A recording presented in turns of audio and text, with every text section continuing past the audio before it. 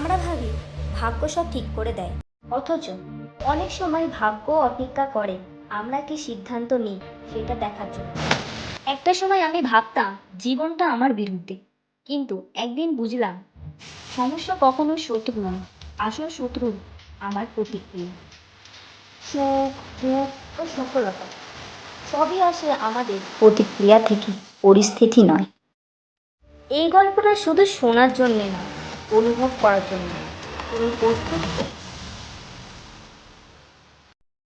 অনেকদিন আগে পাহাড়ের সব থেকে উঁচুতে এক জ্ঞানী বুদ্ধ থাকতো। সে জানতো তার জ্ঞানের দূরত্ব কতখানি এবং তার ক্ষমতার সাহায্যে সে সব কিছু দেখতে পারে। লোকেরা তার কাছে আসে তাদের সমস্যার সমাধানের জন্য। সকলের বিশ্বাস যে তার কাছে প্রতিটি প্রশ্নের উত্তর আছে। সেই গ্রামের কাছে দুটি দুষ্ট ছেলে থাকতো, যারা নিজেদের চালে অন্যদেরকে ফাঁসায়, আর তারা যখন ফেঁসে যায় তাদের উপর তারা হাসে। একদিন তারা ঠিক করলো বুদ্ধকে ফাঁসাবে। তাই তারা পরিকল্পনা শুরু করল। তারা একটা চড়ুই পাখি ধরেছিল আর তাদেরই একজন চড়ুই পাখিটিকে চেপে ধরেছিল। তাদের পরিকল্পনা সহজ ছিল যে তারা বুদ্ধকে জিজ্ঞাসা করবে পাখিটি মরে যাবে নাকি বেঁচে থাকবে। আর যদি বুদ্ধ বলে যে পাখিটি বেঁচে থাকবে, তাহলে তারা পাখিটিকে মেরে দেবে আর বুদ্ধকে ভুল প্রমাণ করে দেবে। আর যদি বুদ্ধ বলে যে পাখিটি মারা যাবে, তখন তারা পাখিটিকে ছেড়ে দেবে আর তাকে আবার ভুল প্রমাণ করে দেবে। তাদের পরিকল্পনার মতন তারা পাহাড়ের উপর উঠে গেল বুদ্ধের কাছে। মহাশয়া, লোকেরা বলে আপনি নাকি সব জানেন, এটা কি সত্যি? সে জিজ্ঞাসা করলো আবার, আমার পিছনের হাতে কিছু আছে, আপনি কি বলতে পারবেন কোন হাতে আছে? বুদ্ধ শান্তভাবে বলল, ডান হাতে।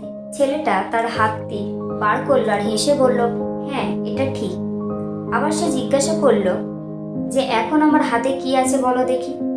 বুদ্ধ শান্তভাবে তাদের দিকে তাকালো এবং বলল, একটা পাখি। ছেলে দুটো একে অপরের দিকে তাকালো, কারণ এবার তাদের ফাইনাল প্রশ্ন ছিল। তারা জিজ্ঞাসা করলো যে এবার বলো, পাখিটি বাঁচবে নাকি মারা যাবে? বুদ্ধ তাদের চোখের দিকে তাকালো আর মৃদু হেসে বলল, যেমন তোমরা চাও ছেলেরা। ছেলে দুটো নিস্তব্ধ হয়ে গেল। তাদের পরিকল্পনা ব্যর্থ হয়েছে এবং তাদের কাছে কোনো উত্তর নেই। যদি আমরা এই গল্পটি দেখি, তাহলে বুদ্ধ উত্তর দিয়েছিল যে তোমরা যেমন চাও ছেলেরা। এটা বহন করে একটা গভীর এবং শক্তিশালী সত্য, যেটা জীবনে অ্যাপ্লাই করা দরকার নিজেদের। আমরা আমাদের জীবনে সৃষ্টিকর্তা বাস্তবে, যেমনটা ছেলেগুলোর কাছে পাখিটা ছিল। অনেক সময় এমন কিছু পরিস্থিতি আসে যেটা আমাদের সিদ্ধান্তের উপর নির্ভর করে। আমাদের প্রতিদিনের সমস্যার জন্য আমরা পরিস্থিতি, লোকজন এবং ভাগ্যকে দোষ দিয়ে থাকি। আমরা যখন বলি আমি খুশি কারণ কেউ আমাকে খুশি করেছে, বা আমি ফেল করেছি কারণ জীবন অন্যায়, তখন আমরা আমাদের অনুভূতি বা ফলাফলকে বাইরের কারোর সঙ্গে যুক্ত করি, মানে অন্য মানুষরা পরিস্থিতির উপর দায় দিই। কিন্তু আসলে সত্যিটা হলো, আমাদের জীবনের খুশি, সফলতার সমস্যা আসে আমরা কিভাবে পরিস্থিতির প্রতি প্রতিক্রিয়া জানাই তার উপর। পরিস্থিতি নিজে থেকে কিছু নির্ধারণ করে না। এই পৃথিবীতে এমন অক্ষম প্রাণী আছে যারা মানুষের মতন ভাবা, প্রতিক্রিয়া করা, নিজেদের জীবনের সিদ্ধান্ত নেওয়ার মতন ক্ষমতা নেই। পশুদের যেমন তৈরি করা হয়েছে প্রকৃতভাবে, তারা তাদের ক্ষমতা নিয়ে ঠিক কি ভুল প্রশ্ন করে না। কিন্তু আমরা মানুষ, আমাদের কাছে আছে এক বিশেষ ধরনের উপহার, যেটা হলো সচেতনার ক্ষমতা, বৃদ্ধি এবং স্বাধীনতা। আমরা আমাদের ভবিষ্যৎ গড়ে তুলতে পারি সিদ্ধান্ত নিয়ে, যাই হোক না কেন। হতে পারে এটা কষ্টময়, ব্যর্থ, হারানো অথবা চ্যালেঞ্জ।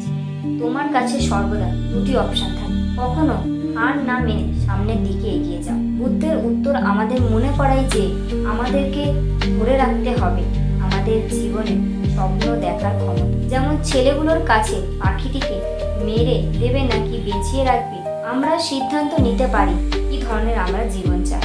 আমরা হয়তো সবকিছু কন্ট্রোল করতে পারি না আমাদের চারিপাশে যা ঘটছে, কিন্তু আমরা সর্বদা কন্ট্রোল করতে পারবো কিভাবে আমাদের প্রতিক্রিয়া করব, কিভাবে আমরা ভাববো, কিভাবে আমরা সামনের দিকে এগিয়ে যাব। সুতরাং পরের বারে তুমি যখন একটি কঠিন পরিস্থিতির মুখোমুখি হবে, সর্বদা মনে রাখবে পাখিটি যেন তোমার হাতেই আছে। তোমার জীবন, তোমার পথ, তোমার শান্তি এবং তোমার দিক, এই সবগুলোই আসে তোমার সিদ্ধান্তের উপর। সুতরাং তোমার জীবনের দায়িত্ব তোমার নিজের।